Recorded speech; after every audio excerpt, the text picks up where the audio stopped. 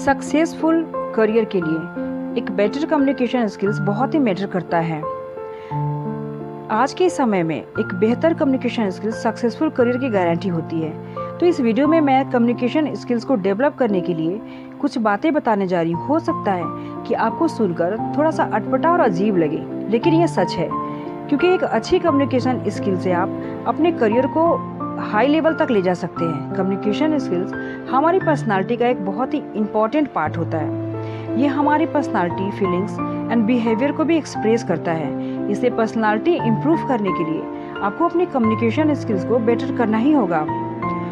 दोस्तों, क्या है ये कम्युनिकेशन स्किल्स, जानते हैं इस वीडियो में। इसे पूरा जानने के लिए इस वीडियो को देखना ज़रूरी है।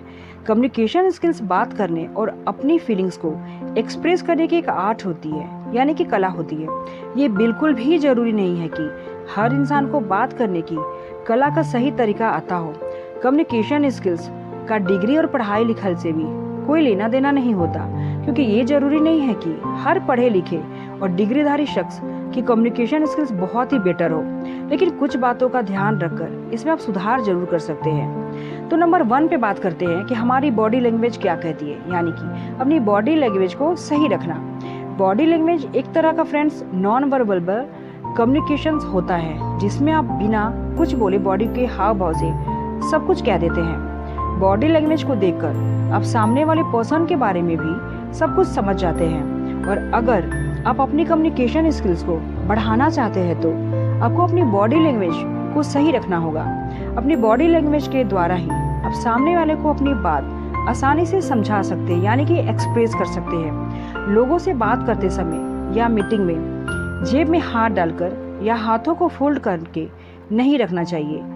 आपको सामने वाले को अपनी बात समझाने के लिए अपनी बॉडी लैंग्वेज का सही तरह से यूज़ भी करना चाहिए।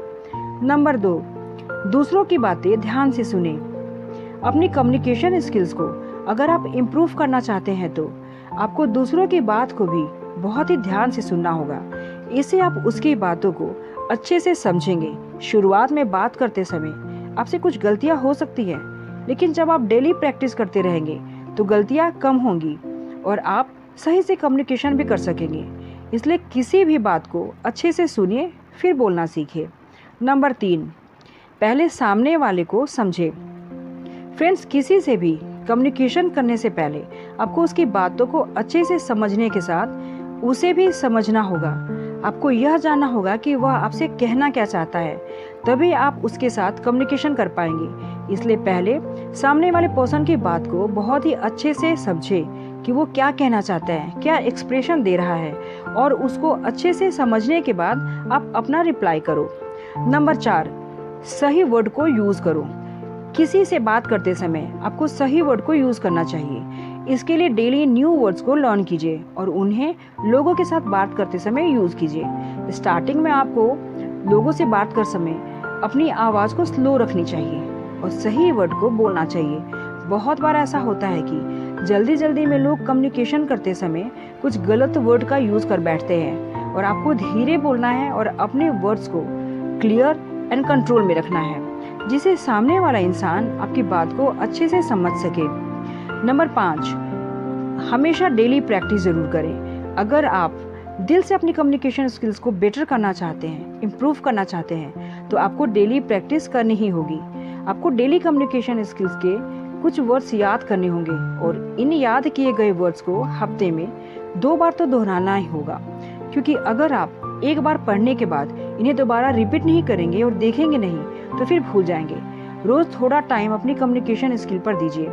डेली कुछ न्यू वर्ड सीखिए, इससे आपकी कम्युनिकेशन स्किल्स भी बेटर होगी।